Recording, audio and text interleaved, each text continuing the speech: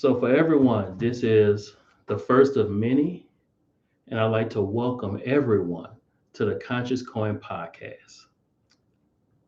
This podcast is where we're going to break the cycle of hustle culture and learn how to build lasting wealth with intention, clarity, and peace of mind. I'm going to not only just talk about money, but I'm going to discuss the mindset behind money.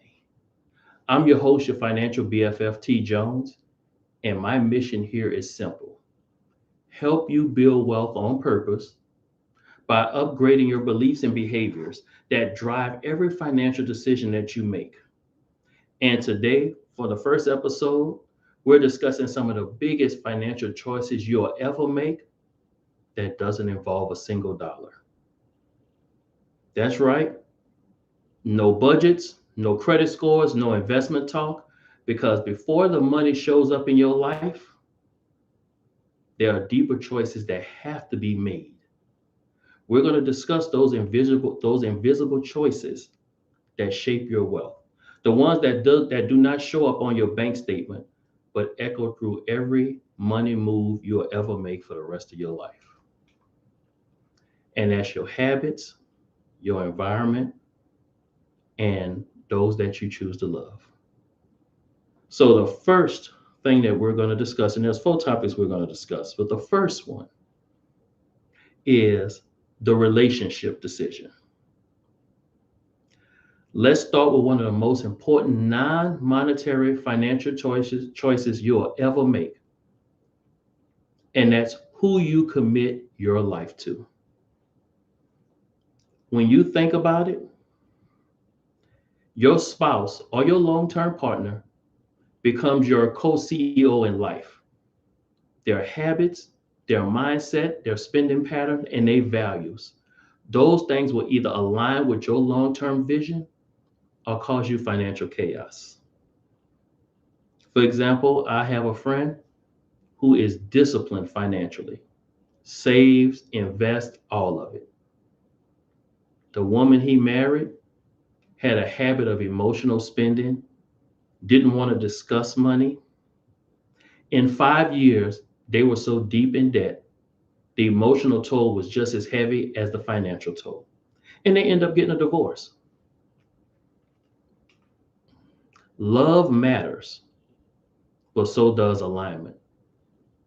So when you're looking at a person as a potential life mate, one of the main questions you should ask yourself is, do we see money the same way?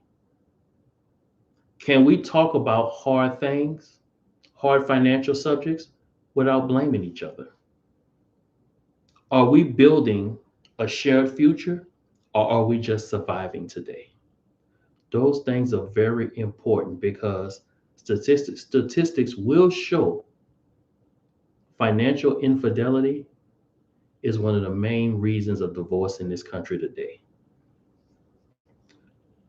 So, my final thought on relationships and the relationship decision when you decide to make someone your life mate. When it comes to building your financial sustainability, the person you choose to build with matters as much as the plan that you choose to follow. I'm going to say that again. The person you choose to build your life with matters as much as the financial plan you are choosing to follow.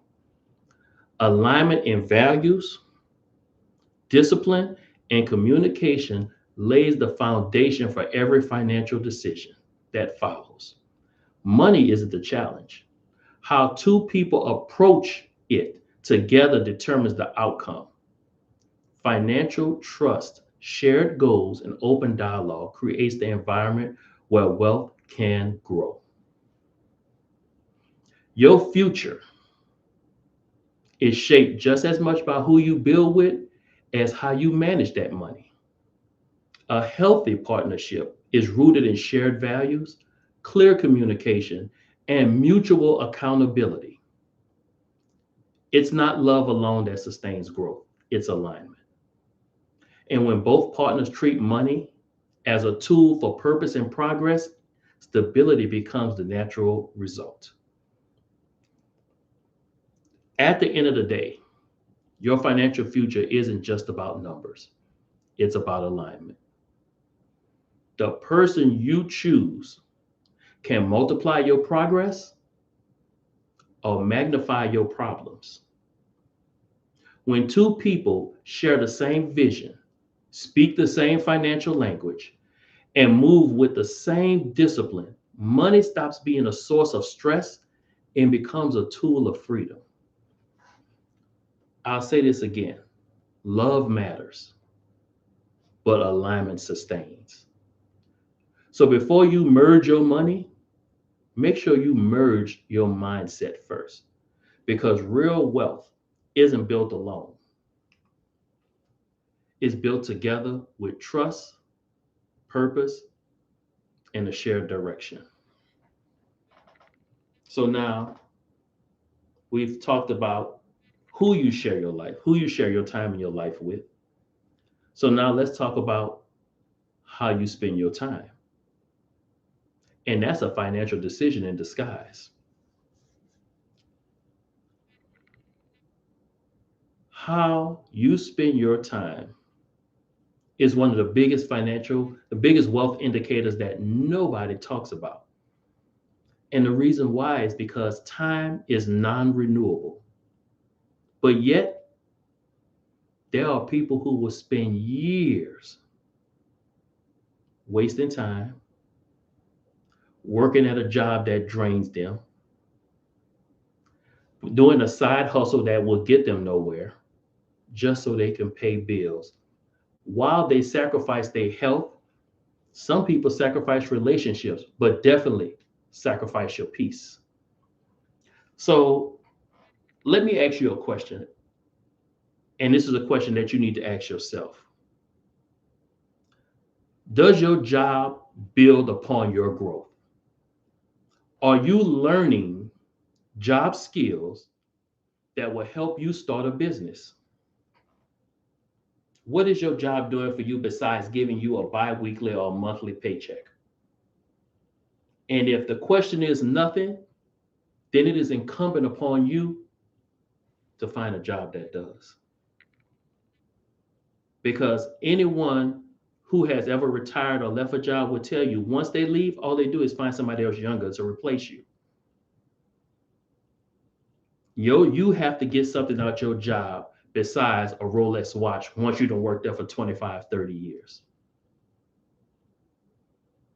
If anyone has ever had the misfortune of having a coworker pass away, they will tell you all they do is find somebody else to do the job and their job goes on. Make sure your job, your skill, whatever it may be, is building upon you to make you a better person tomorrow by giving you what you need today. Another thing I want you to do is understand that that's all you make? I thought you made more. That's not somebody you can celebrate. That's celebrating your wins. Also, do people in your circle challenge you to be better? Do they talk to you and say, "What are you doing? You are so gifted. Why aren't you doing more with what you can?" Or they just letting you stay where you're at? Because the unfortunate, the unpopular truth is that a lot of people want to be in rooms where they're the smartest person in the room and they can stand on top of everybody else because it feeds their ego. But here's the problem with that room. That room is full of mediocre and below average people. Does your circle challenge you to be better than who you are? And lastly,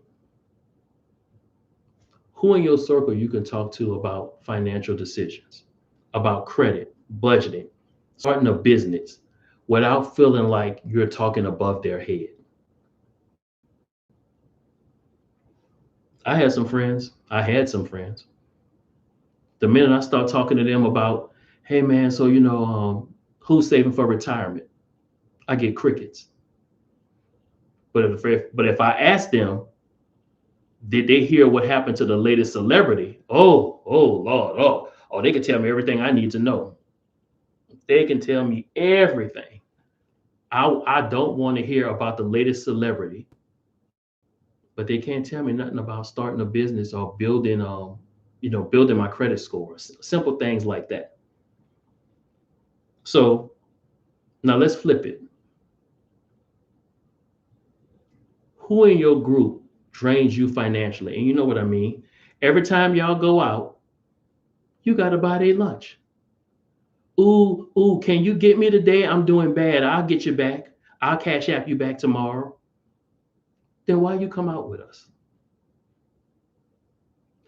How about that person that when you talking to them on the phone and they drain you so emotionally, they take away your peace so bad that when you get off the phone, you want to find somebody to fight. How about that person? Do you have a person like that in your group? Or do you have a person that you are aware of, may not be in your group, but you're aware of, that as soon as they come and say, hey girl, how you doing? The energy level in the group goes down from 10 to 2. They just steal all the energy out the group because they are a walking tragedy story waiting to happen. How about another person that's always in a lot of groups? The person that resists change. The minute you say, hey girls, or the fellas, say, man, what y'all think about building this? Why we got to do all that? What you mean? I'm talking about building a business. Well, I mean, we could just chill. The person that you have to shrink your vision to keep them included in your group. Now, again, if you got people like that in your group, you need to audit them. Now, this is not judging. I'm not trying to tell you to judge your friends. I'm telling you to filter them for alignment. Because if you're not aligning your financial goals, you will not be financially successful or sustainable. So now we talked about what you should be asking yourself about your group. Now, how about you be the friend that you're looking for? See, if you're looking to attract growth-minded people, won't you become the first one? Be the listener to the friends who don't minimize dreams. Be the builder who shares without arrogance.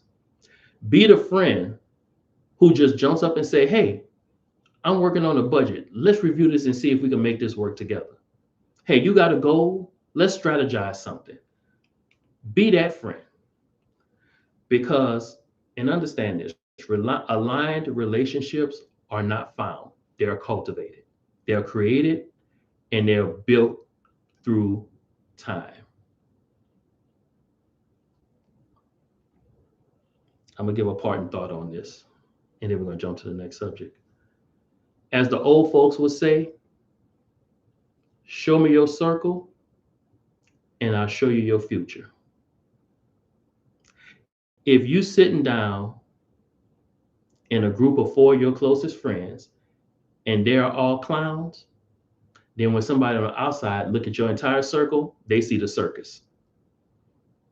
Your circle is either reinforcing your financial chaos or they're reinforcing your financial clarity. Your environment is one of the most overlooked assets in wealth building because the people around you, whether you realize it or not, quietly influence how you think, how you act, and how far you will go in life. If your circle normalizes overspending, complaining, oh, we ain't making money because of this, or they just normalize staying stuck, that mindset starts to feel comfortable. But if you surround yourself with people who talk about goals, growth, investments, that becomes your new normal. And know this, success leaves clues. There is nothing about success that's a mystery. Nothing I'm going to tell you today is brand new. It's just researched. And most of the clues that success will leave are found in the habits and the standards of the people closest to you. So, just like your calendar, treat your relationships like it's a portfolio. Review them, rebalance them, invest wisely. Because wealth isn't just about income, it's also about influence. And who you allow to influence you will always shape the wealth that you build.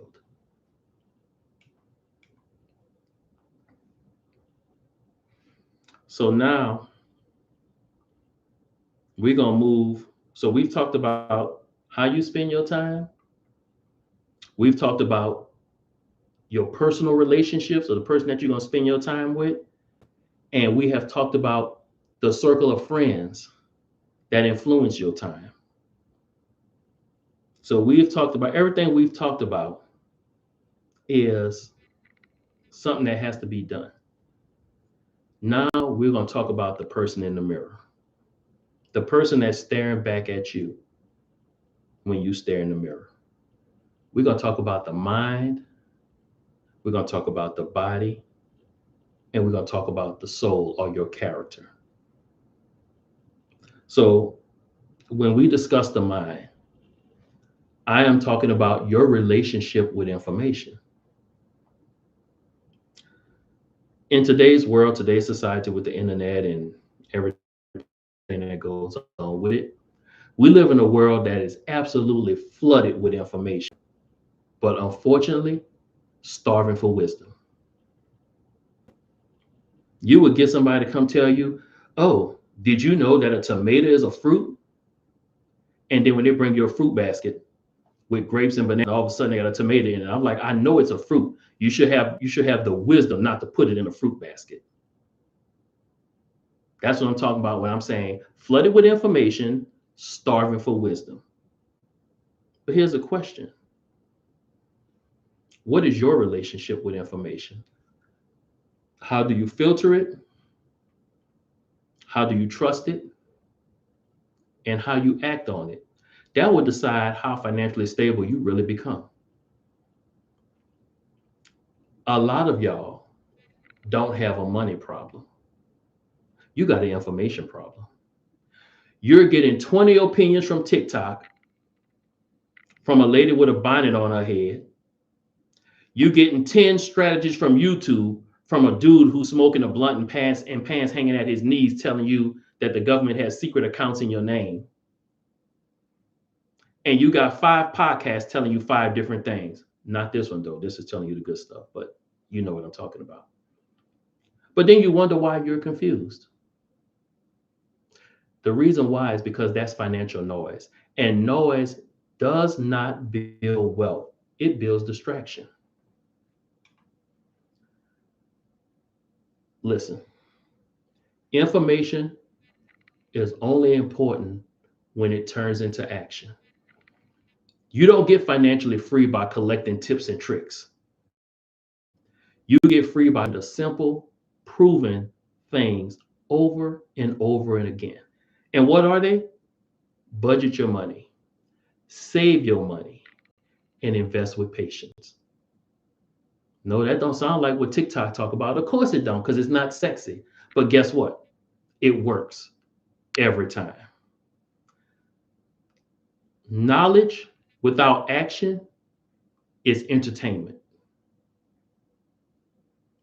And people are broke because they're educated beyond their obedience. So I know somebody's probably saying, well, T, what do you mean educated beyond their obedience? What I'm saying is, you know so much, but you're not disciplined enough to act on any of it. So let me give you an example. And this is a funny story. I'm talking to a young man some time back, and we're talking about credit scores and credit and things you could do to raise your credit score.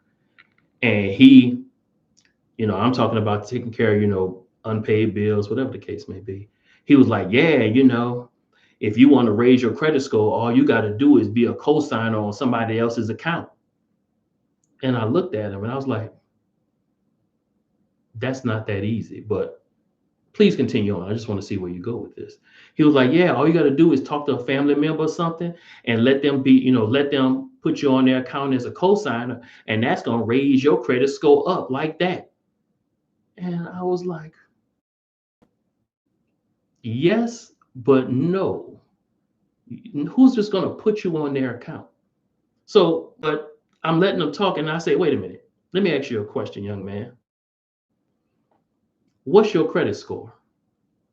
Since you're trying to drop this hot knowledge like it's the best thing going. He said, oh, well, I'm working on mine right now. I'm 605. I was like, oh, okay. Well, hey, it was nice talking to you. You have a good day. He's trying to tell me something that he doesn't fully understand. Financial sustainability is not about how much you know. It's about how much truth you're willing to live by. Wisdom does not come from an algorithm. It comes from application and accountability. You don't need another headline. You need a financial habit. So start protecting your attention like it's currency, because it is. Be careful who you listen to, what you read, and where you get your facts from. When someone tell you some information about, whatever, and there's tons of information out there, and 85% of it is really useless, or it has to be tied to something else before you get to that point. Fact check that information. Don't just take it and then run with it. And for the love of God, don't share it with other people like you're the smartest person in the room, like you sitting on top of a mountain with your legs crossed and you floating above the ground. Validate the information that you have, that it is factual and that it is completed what you understand before you share it. But darn sure do it before you try to act on it. If the source of information does not align with your values or your goals, quite simply, it doesn't deserve your focus. When your relationship with information matures, your finances will too. As I said before, financial literacy isn't downloaded, it's developed. And when you decide to learn real wisdom instead of pretending to be smart, you begin to unlock your wealth. So while we're talking about that, I'm going to ask the people that's listening to me right now, I'm going to ask, there are 4 types of people out here call themselves spreading information, right? Well, there's 3 of them, and there's just one person you just never want to be around. Don't be one of these 4 types of people. Don't be the dumb genius. And you know who that is. That's the person that knows the answers without even knowing the question or what you was talking about. That person, you and a coworker, you and a friend is having a conversation. All that person had to have heard was 2 words, and all of a sudden they in your conversation with answers for stuff you didn't ask. And you sitting over here and you looking at them like, we're not talking about that. Oh, well, I thought, and just kind of let them know, you're not our friend for your thinking ability. Please just have a seat and listen. The second person you should never, ever become is the broke person with all the financial answers. Now I know everybody has one of these people in their lives. That's the person who got a job. They're probably a midnight ballerina or something like that, something that just doesn't make any sense. But can tell you, oh, if you want to build money, all you got to do is this, as they live at their mama house. A person who pays rent cannot tell a person who's paying a mortgage how to manage their money. Sorry, you can't. We in different atmospheres, and we have different types of problems. A person a grown person, 30 years old and older, who still have to live with their parents. Oh, no. We have a different set of problems. You can't tell me about my mortgage. You really can't tell me about my dollar. The third person that I'm gonna tell you right now itches my skin like nails on a chalkboard is the I know person. You talking to them, yeah, I know because if you know better, why aren't you doing better? You have an expert trying to have a conversation with you, and everything they first write them off, yeah, I know because this is what I do. Yeah, I know because this is what I do. And you sitting up there looking at them. Well, if you know, first of all, why you here? Second of all, if you already know, why aren't you doing better? Now, the last person, I'm gonna tell you right now, if you have this person in your group, get them out. Leave them to their own vices because they, one, they'll never grow, but two, they will take you down with them. And that's the oversensitive, defensive person who sees criticism or correction as an attack. Let me share something with you. If you can't be criticized or corrected on things that you do, then you are destined to fail. I don't care who you are. If a person, I have a gentleman in my circle that's like a brother from another mother for me, and he talks to me like, and he tells me what I don't want to hear, even when I don't want to. And he also politely tells me, if you don't like what I said, we could take it out back, and then we're gonna come back and hug each other and get something to drink. And I love him to death for it because he's willing to call me on my nonsense when I have those moments when I'm full of nonsense. But see, the oversensitive defensive person, soon as you start telling them about something they're doing wrong, they're gonna start calling out what you, well, you know, you do this. It's like, well, this is not the discussion. This is about you right now. But don't waste your time with them because you'll never get through. You'll never get through to them. Their defenses are up. They don't believe they can do wrong. They believe somebody did them wrong, and that's why the wrong is right there in front of them. Let them be. When they get tired of being alone, they'll change how they see information. When we talked your mind, body, and soul, we talked about your mind. Now let's talk about your body. And when we talk about your body, we're talking about your health habits. Health, your health and what you do with it is a financial decision. Let's talk about it. First off, do you understand that medical debt is the number one cause of bankruptcy in America today? Your daily choices directly impact your productivity, your energy, and your longevity. Diet, exercise, and rest. Being healthy gives you more time to earn, more time to enjoy what you've earned, and less time at the doctor's office. Let me say this. There's not too many people out here that's perfect in their health. We all have our, transgressions and what we eat or, drink, whatever the case may be. But eating cleaner, exercising, or even going for a walk, those are not financial strategies. But guess what they will do? They will save you thousands in the long run. It makes no sense to build a financial empire and then be bedridden because your health is so bad you can't get out and smell the roses that you created. You have to take care of your health. You have to remind yourself to stay healthy. And you don't have to do a lot. I'm not telling you to be in the gym for 4 or 5 hours a day, but stop eating all the processed and junk food. Go for walks in the evening instead of sitting down watching TV.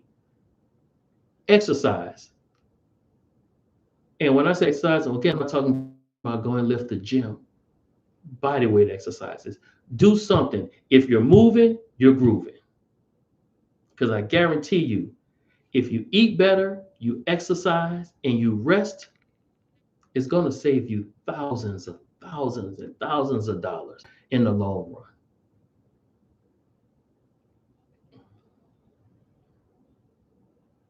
Now we talked about your mind. We talked about your body. Now we're going to talk about your soul, or in particular, your character. Your character is what you do, or the things that you decide to do when no one is watching. You know, I talk with people day in, day out.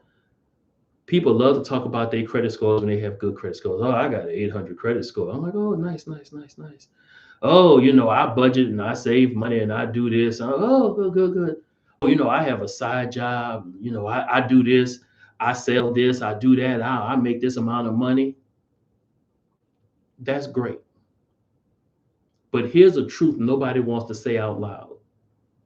And that truth is your money will only go as far as your character can carry it. So let me give you an example. I'm in a training meeting and we all talking about going out to eat. So we all go out to eat as a class. And of course, the waiter comes there, give great service. One of the people in the group writes on the ticket, for the tip, get a better job. One of the girls in the group saw that and asked, it was like, hey, that's rude. And it caught everybody else's attention. And his reply was, well, she said, hey, these are waiters. They only make, whatever, 214, whatever waiters make an hour, whatever the case may be. They live on their tips. His reply was, it ain't my fault they chose a job that don't pay enough to sustain their living. Get a better job. Now, while I agree that you should always find a better job to sustain your living, you don't get to thumb down people who choose whatever living that they choose. That's what I'm talking about, your character. Character is doing what's right even when it's hard, and especially when nobody's watching. Your character is also when you decide to study late at night to become proficient at your profession. Your character is about learning a new skill to become more marketable. Your character is about how you treat people who you really don't need or who does not benefit you in your life. Your financial character, choosing to live on less than you make, even when the person who you make more than seem to always have the nicest new gadget or a nice car, a nice toy, whatever the case may be. Character is choosing delayed gratification over immediate satisfaction.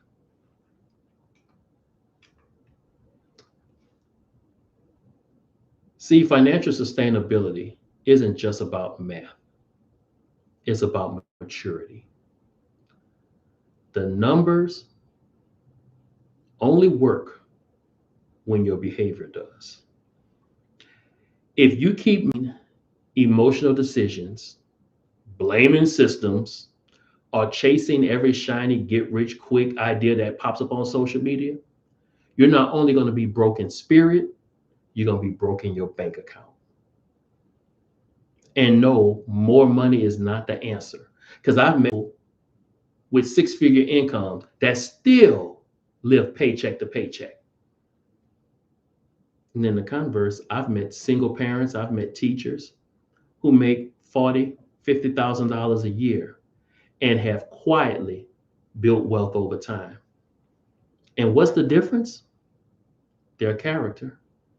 They showed up, were polite, they were disciplined, they kept the promises to themselves as well as to others. When you have good character, you don't ever have to be lucky. You have credibility. People trust you. And when people trust you, opportunities will find you. And over time, consistent habits turn into financial freedom. So if you really want sustainability, start with the person in the mirror. Don't ask, stop asking how much I can make. Start asking, can I be trusted with what I already have? Because I'm going to tell you something. Money doesn't change who you are, it reveals it. So if you're financially unstable with $10, you're going to be financially buck wild when I give you $1 million. Ask yourself, why so many millionaires are stressing? Why so many people that win the lottery end up broke or bankrupt in 5, 6 years? Because they did not correct their mindset before they got the money. If your character is solid, your finances will be too. That's guaranteed. No questions asked. So give you a final thought. When we talk about financial peace, most people think it starts with a budget, but it actually starts before that. It starts in your mind, your body, and your character. Let me say this. If your mind isn't disciplined, your money never will be. If your thoughts are scattered, emotional, and impulsive, your money is going to do the same thing. Financial sustainability starts with mental clarity, with deciding who you want to be and how you want to live before you decide what you want to buy. Your body matters too. If you're exhausted, stressed, living off caffeine and chaos, you will not make wise financial decisions. You can't pour from an empty tank. Your health and your wealth are connected because both requires consistency, boundaries, and self-control. And then, last but definitely not least, is your character. Your character is the foundation of it all. Character is doing what's right even when it's hard. It's keeping your word. It's owning your mistakes. You can't build financial freedom on shortcuts, deceit, and denial. Can't be done. That's a house of cards that will always collapse. So if you take away nothing, take away this. If you want to build lasting wealth, take care of all three. Train your mind to think long term. Protect your body so you have the energy to pursue your purpose and guard your character. Because that's what keeps you trusted, keeps you grounded, and stable when the storm comes. Real financial peace isn't about money, it's about mastery. Master your mind, master your body, master your character, and your finances will follow. So, not to take up your entire Sunday, let me leave you with this. Financial sustainability is not built in your bank account first. It's built in your choices, in your decisions. It's built in your character. It's built in your circle and it's built in your discipline. You cannot win with money if you're losing in your personal relationships. If the person you're building with does not share your values, your habits, or your vision, you two are going in opposite directions. Love without alignment creates struggle. Struggle eats your peace and eats your pockets. Trust me on that one. You cannot build wealth and you would never build wealth if you're wasting time. Every hour you give away to distraction is an hour you steal from your destiny. Treat your time as a portfolio. And every time you say yes to something, that is an investment. So start investing it where it multiplies your growth and not your guilt. Also, you cannot climb financially if your circle keeps you grounded in mediocrity. If they're not talking about progress or purpose or planning, baby, you are in the wrong room. You need people who challenge you, not coddle you. People who celebrate your wins, but are willing to hold you accountable when you slip. Simple and plain. And I'm going to say this again. If you can't build with them, don't chill with them. End the conversation. Stop hanging around people that's going to keep you below average because misery loves company. And trust me when I tell you, the people that are doing that are very miserable.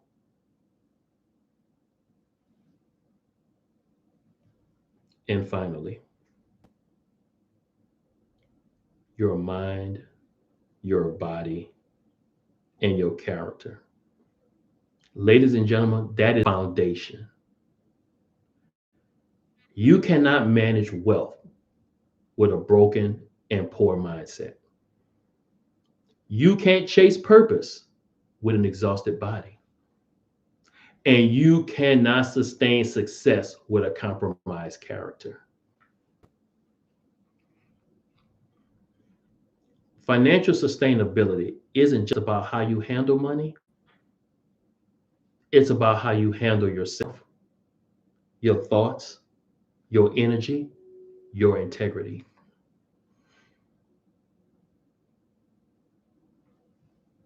Because money, and understand this, money will never change a person. It just exposes who they've always been. So let me say this to you so you'll fully understand. If you want lasting wealth, fix your foundation. Choose a partner with purpose. Protect your time like it's a treasure. Surround yourself with people who want to stretch your vision and master your mind, master your body, and master your character. Because when you live with alignment, discipline, direction, your money will finally start following your mission. Ladies and gentlemen, I want to thank you again for spending your Sunday evening with me. This is your financial BFF, T. Jones. And as always, whether it's your thoughts, your actions, or your wallet, just make it make sense. Thank you, and I will see you again.